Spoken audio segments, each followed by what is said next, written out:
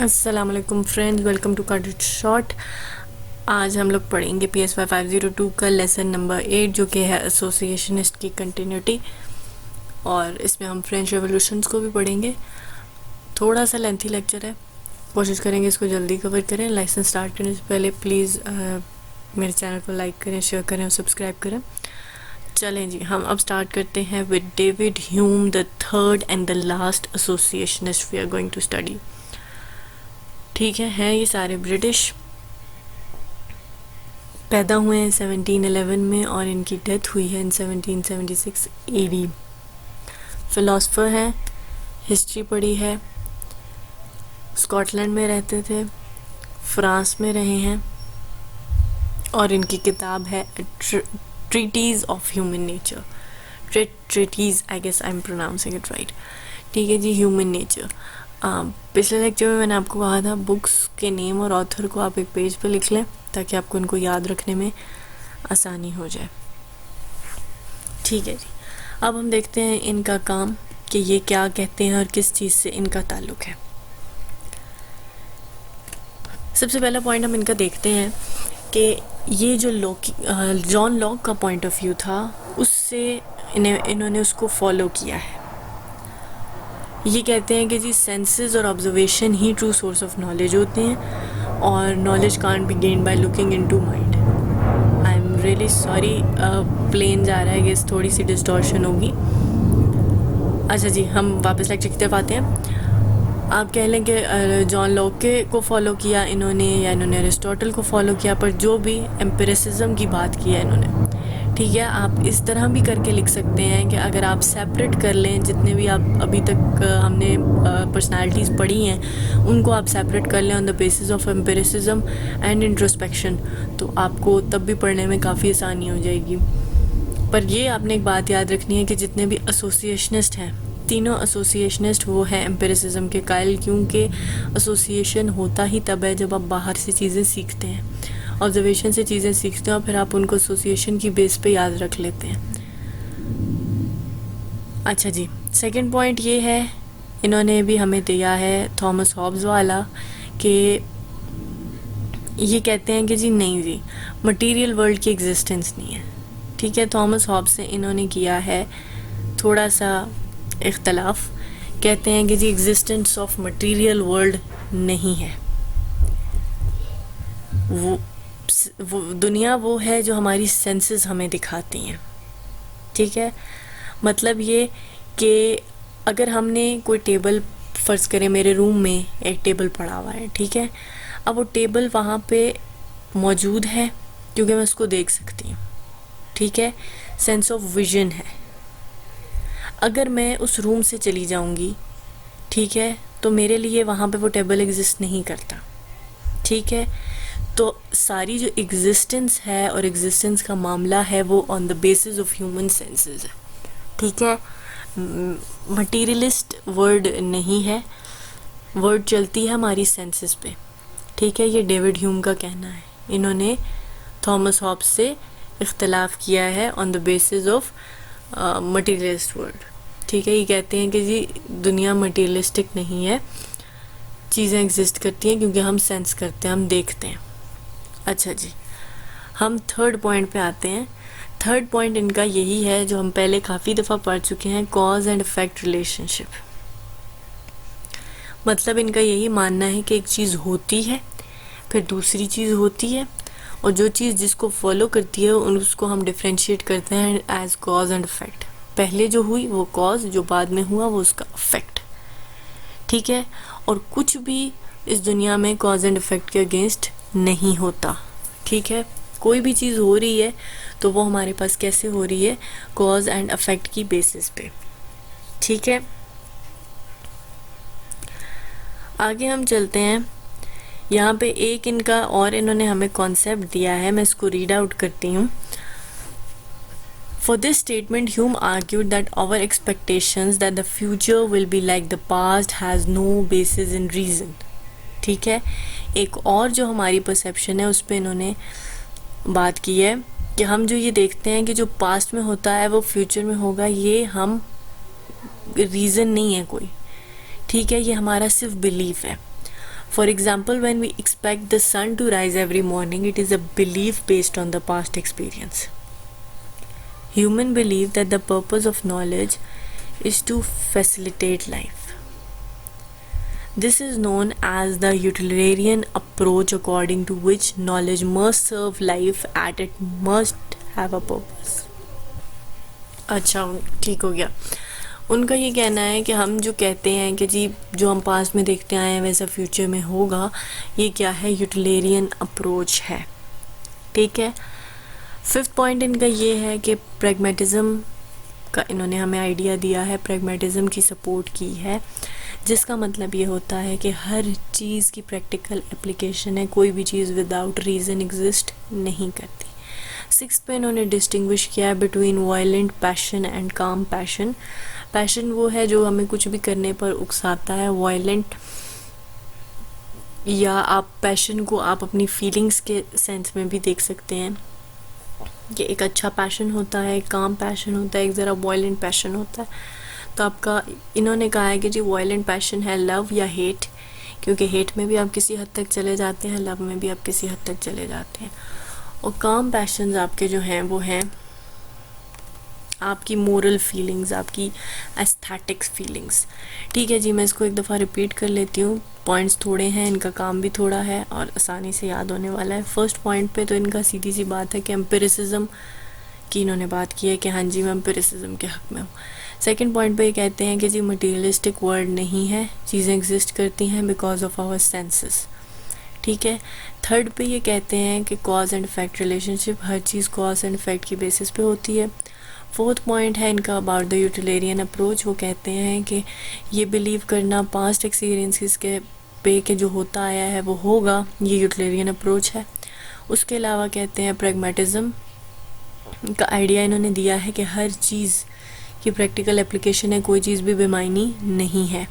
और उसके अलावा इन्होंने वायलेंट पैशन और काम पैशन के दरमियान डिस्टिंग्विश किया है. वायलेंट पैशन आपका हेट एंड लव है और काम पैशन आपका एस्थेटिक और मॉरल फीलिंग्स है. ठीक है जी, अब यहाँ से हमारे एसोसिएशनिस्ट एंड हो गए हैं. अब हम स्टार्ट करते हैं French revolution. French revolution basically ये है कि फ्रेंच में बहुत ज़्यादा जो कॉन्सेप्ट था वो जागीरदारों का कॉन्सेप्ट था. और मतलब ये था कि जो बहुत अमीर थे, जो पीसेंट्स थे, जो कि चर्च चलाने वाले, जो इस टाइप के लोग होते थे, वो काफ़ी जो है वो रुतबे में बड़े समझे जाते थे. वो कोई टैक्सेस पे नहीं करते थे, वो लोग बैठ के खाते थे, फार्मर्स से खाते थे, उसके अलावा और मुलाजमत पेशा लोगों से खाते थे. तो ये कॉन्सेप्ट बड़ा आम हो गया था. फिर जब हुई है इंग्लैंड और फ्रांस की आपस में जंग, तो उसके बाद ये हुआ कि फ्रांस बिल्कुल बैंक करप्ट हो गया था. और फिर जो है वो ये रूल्स निकले और ये काम होना स्टार्ट हुआ कि सबको इक्वल राइट्स दिए गए. और ये जो जागीरदाराना रवैया था कि बस इनसे टैक्सेस लिए जाएंगे और दूसरा तबका बिल्कुल भाड़ में जाए, वो चीज़ जो है वो ख़त्म होके एक इक्वालिटी का कॉन्सेप्ट लाए थे. तो ये एक बहुत बड़ा फ्रेंच रेवोल्यूशन है जो हिस्ट्री में कोट किया जाता है, जिसने काफ़ी सारे लोगों की ज़िंदगी का तौर तरीके बदल दिए थे. ठीक है जी, अब हम पढ़ेंगे डेनिस डिथ्रो को. ठीक है, इनको प्रोनाउंस करने में काफ़ी लोग गलती करते हैं. It's Denis Diderot. ठीक है, TH डिथ की साउंड आती है. फ्रेंच रेवोल्यूशन है तो अब हम फ्रेंच से ताल्लुक़ रखने वाले साइकोलॉजिस्ट को पढ़ेंगे. इनकी पैदाइश है 1713 AD से और 1784 में हुई है इनकी डेथ.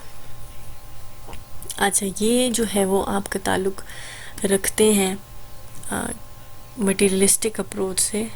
थॉमस हॉब्स वाली इन्होंने बात की है कि मैटर जो है वो एग्जिस्ट करता है. Matter is dynamic and the movement of particles creates sensations and feelings in a body. It was similar to the viewpoint given by Thomas Hobbes. ठीक है, मटीरियलिस्टिक पॉइंट ऑफ व्यू इनका भी यही है कि हर चीज़ मैटर से एग्जिस्ट करती है, मैटर की ही सेंसेशन से फीलिंग्स आती हैं. ठीक हो गया जी. उसके अलावा इन्होंने ये कहा है कि जो मेमोरी है वो फंक्शन ऑफ ब्रेन है. ठीक है, हमारे ब्रेन में मेमोरी मौजूद होती है और आदमी और एनिमल जो है वो दोनों ही के पास मेमोरी है. ठीक है। उसके अलावा जो है वो इन्होंने एम्पिरिसिज्म की ही बात की है थर्ड पॉइंट में। He was a follower of the Aristotelian tradition, ठीक है। Knowledge is gathered by observation, empiricism का कॉन्सेप्ट आ गया, ठीक हो गया जी। फोर्थ पॉइंट है, लास्ट पॉइंट है इनका, थोड़ा ही हमने इन दोनों ऑगस्टस कॉम्टे को भी हमने थोड़ा ही पढ़ना है। अच्छा जी, फोर्थ पॉइंट है इनका, वो कहते हैं कि हम जब कोई भी नॉलेज हासिल करते हैं, हम कुछ भी सीखते हैं, ठीक है, तो वो सिर्फ जो है वो उसका मकसद ये नहीं है कि हमें सच्चाई या अच्छे बुरे में फ़र्क पता चल जाए, ठीक है। हमें वो कहते हैं कि एक तरह से ये इंसान को ताकतवर बना देती है, नॉलेज इंसान को ताकतवर बना देती है। वो चीज़ों को परखने लग जाता है, ऑब्ज़र्व करता है, एक्सपेरिमेंट करता है, ठीक है, जज करता है, not on the base of good and bad, लेकिन ऑब्जर्वेशंस की बेसिस पे, एक्सपेरिमेंट्स की बेसिस पे, ठीक हो गया। जो हमारे अंदर वो कहते हैं ऑलरेडी जो इनेट या इनबॉर्न थॉट्स हैं वो हमें चेंज नहीं करते। जब हम एक्सपेरिमेंटेशन से, डिस्कवरी से, चीज़ों से सीखते हैं तब हमें चीज़ें नज़र आती हैं, ठीक है। और वो सब कैसे होता है? थ्रू नॉलेज होता है, ठीक है। 4 पॉइंट्स हैं, जल्दी से कवर करते हैं। सबसे पहले इन्होंने मटीरियलिस्टिक पॉइंट दिया है लाइक थॉमस हॉब्स। उसके अलावा कहते हैं कि जी मेमोरी फंक्शन ऑफ ब्रेन है, मैन और एनिमल दोनों पोजेस करते हैं, एम्पिरिसिज्म के कायल हैं। और लास्ट में कहते हैं कि जी नॉलेज हमें हेल्प करती है टू जज things on the basis of observation and experimentation, it gives power to man, ठीक है जी। ऑगस्टे कॉम्टे को हम देखेंगे। ये हैं हमारे सोशियोलॉजी वाले भाई साहब, जिनको जो सोशियोलॉजी पढ़े हैं उनको पता होगा, उन्होंने इन्हें पढ़ा है तो थोड़ा सा इनको पढ़ना आसान उनके लिए हो जाएगा। जिन्हें नहीं पता उनको बताते चलते हैं जी कि ये हैं बेसिकली, इनको फर्स्ट सोशियोलॉजिस्ट समझा जाता है जिन्होंने सोशियोलॉजी के सब्जेक्ट का एक तरह से आगाज़ किया है, ठीक है। हम इनको देख लेते हैं जल्दी से क्योंकि ये फ़िलासफ़र भी हैं। तो फ़िलासफ़र साइकोलॉजिस्ट को सेम कंसिडर किया जाता है, I have told you before. He was born in 1789 AD and died in 1875, ठीक हो गया जी। पेरिस के हैं, क्योंकि फ्रेंच रेवोल्यूशन पढ़े हैं तो वहीं से ताल्लुक़ रखने वाले लोगों को पढ़ेंगे। और पॉजिटिविज़म कॉम्टे, ये स्कूल ऑफ थॉट है फ़िलासफ़ी का जिसके ये फाउंडर है, ठीक है जी। आगे हम इनको पढ़ते हैं। इनकी भी जल्दी से थोड़ी सी कंट्रीब्यूशंस हैं, ज़्यादा नहीं है, इनको भी जल्दी से देख लेते हैं। सबसे पहले वो कहते हैं कि एनिमल्स हो गए, ट्रीज़ हो गए, मैन हो गया, ये सारे बने हैं एक तरह से केमिकल एलिमेंट्स से, ठीक है। और इन तीनों के बनाए हुए केमिकल एलिमेंट में कोई ख़ास डिफरेंस नहीं है, ठीक हो गया जी। यहाँ पे इन्होंने कोट किया है कि that there is no difference in the chemical elements of trees, animals and man, ठीक है जी। जो लॉ हम अप्लाई करते हैं ट्रीज़ और एनिमल्स पे, वही लॉ हम अप्लाई करते हैं मैन पे। जैसे हम ट्रीज़ को और एनिमल्स को इंसान मैनिपुलेट करते हैं, वैसे इंसान भी मैनिपुलेट हो सकता है, ठीक है जी। इन्होंने कहा है कि कॉज एंड इफ़ेक्ट के आइडिया से इन्होंने इतना एग्री नहीं किया, ठीक है। वो कहते हैं कि हमें कॉज एंड इफ़ेक्ट के रिलेशनशिप में हमें पढ़ना ही नहीं चाहिए, ना हमें उसके बारे में इतना सोचना चाहिए, ठीक है। हमें पहले जो है वो नॉलेज इकट्ठी करनी चाहिए, कोई भी इंफॉर्मेशन इकट्ठी करनी चाहिए और फिर उसके बीच में कनेक्शन पैदा करना चाहिए, ठीक है। डिफरेंट पीस ऑफ इंफॉर्मेशन के दरमियान कनेक्शन पैदा करनी चाहिए। इतना कॉज एंड इफ़ेक्ट में मत पड़ जाओ कि हर चीज़ किसी का अफेक्ट ही नहीं होती, ठीक है। आगे चलते हैं। वो कहते हैं कि जो भी साइंटिस्ट है या कोई भी ऐसा बंदा जो कि थोड़ा इन्फ्लुएंशियल है, उसको इस चीज़ का गौर करना चाहिए कि वो अपनी आइडियोलॉजी या अपने रिलीजन की बेसिस पे बाइस ना हो, ठीक है। मतलब किसी एक तबके को या किसी एक चीज़ से ताल्लुक़ रखने वाले को सपोर्ट ना करे, बल्कि वो जो है वो न्यूट्रल हो हर किसी के लिए। अच्छा, 3 stages of growth and development हमें दिए हैं कॉम्टे ने, इनको हम पढ़ लेते हैं, इम्पॉर्टेंट है for short and for MCQs as well, ठीक है जी। अच्छा जी, इन्होंने कहा है कि 3 स्टेजेस हैं। पहला स्टेज वो हो, I am sorry, I guess बीच में रिकॉर्डिंग रुक गई है और मुझे आइडिया ही नहीं हुआ और मैं पूरा लेक्चर समझा गई हूँ, ठीक है जी। लेकिन हम इतने रूड नहीं हैं कि हम कहें कि जी हो गया तो हो गया, हम एक दफ़ा फिर समझा देते हैं। मुझे ये भी नहीं पता कि रिकॉर्डिंग हुई कहाँ तक है। हम 3 स्टेजेस ऑफ ग्रोथ की बात दोबारा कर लेते हैं कि इंसान, हमने 3 स्टेजेस ऑफ ग्रोथ की बात की है, first stage, second stage and third stage. ठीक है, फर्स्ट स्टेज वो है जब हमारे सामने कोई भी चीज़ आई, हमने कहा कि जी ये तो सुपर नेचुरल से एसोसिएटेड है, मतलब ये कि कह दो कि ये तो मैजिक है, कह दो कि ये तो जिन चुड़ैल ने किया है, कह दो कि ये अल्लाह ताला की ज़ात जानती है। ठीक है, ये हो गया सुपर नेचुरल से एसोसिएट करना। सेकंड स्टेज वो है जब हमने चीज़ों को थोड़ा मैकेनिकली देखा, हमने कहा कि भाई ये चीज़ तो ऐसे ऐसे ऐसे हो गई, कि थोड़ी सी मैकेनिकली हम उसकी स्टडी में गए कि अच्छा ये ऐसे हुआ, फिर इसका इससे ताल्लुक़ होगा, ऐसे हो गया, ऐसे हो गया। ठीक है, ऐसे ऐसे को आपने फिल कर लेना है। एग्जाम्पल मेरे जहन में नहीं आई, बेसिकली सीधी जो बात है। थर्ड स्टेज ये है कि जब इंसान ने डिटर्मिनिज्म अप्लाई किया, मतलब कॉज एंड इफ़ेक्ट अप्लाई किया, चीज़ों को एक्सप्लेनेशन से, चीज़ों को सोच समझ के एक्सप्लेन करना शुरू किया। ठीक है, तो वो आ गया हमारे थर्ड स्टेज में। ये 3 स्टेजेस हैं आपके पास ग्रोथ और डेवलपमेंट के, और उसके अलावा उनकी एक बुक का जिक्र है, कोर्स ऑफ पॉजिटिव फ़िलासफ़ी। उसके अलावा ये 2 छोटे से पैराग्राफ्स हैं जिसमें उनकी सोशियोलॉजी और उनके थोड़े से कामों के रिलेटेड बात है कि जी मैथमेटिक्स से भी ताल्लुक़ था, एस्ट्रोनॉमी से, फ़लाँ फ़लाँ फ़लाँ। ठीक है जी, तो इस चीज़ को आपने देख लेना है। उसके अलावा कोई ऐसा मामला नहीं है।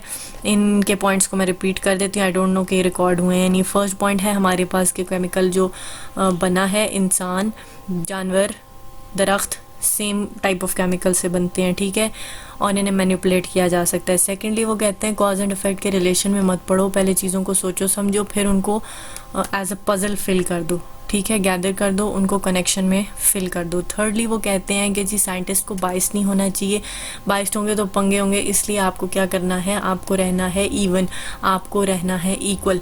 ठीक है, हर किसी की जानिब। फोर्थ पॉइंट पे इन्होंने हमें दिए हैं 3 stages of growth and development. First stages वो जब हमने कह दिया कि ये तो हमें पता ही नहीं कैसे हो गया, ये तो जादू है जी, जादू जादू टोने हो गए। सेकेंड स्टेज में हमने कह दिया कि जी अच्छा अब हम समझेंगे, अब हम देखेंगे कि क्या हो रहा है, थोड़ा थोड़ा और करेंगे हम। ठीक है, लॉ को समझेंगे, किस तरह काम हो रहा है, थोड़ा सा समझेंगे। और थर्ड स्टेज पे तब आगे जब हम डिटर्मिनिज्म में चले गए, हमने कॉज एंड इफेक्ट की बात की और हमने कहा कि जी हाँ जी ये चीज़ इसके नतीजे में हो रही है, ऐसे ऐसे ऐसे ऐसे हो रही है, और हमने पूरी बात को समझ लिया। ठीक है, ये हो गया हमारे पास 3 स्टेजेस, और इनकी बुक का नाम है the course of positive philosophy. इसको मिस नहीं करना। ठीक है जी, आज हमारा ये लेक्चर कंप्लीट हो गया। हम मिलेंगे नेक्स्ट लेक्चर के साथ। टिल देन टेक केयर, अल्लाह हाफ़िज़।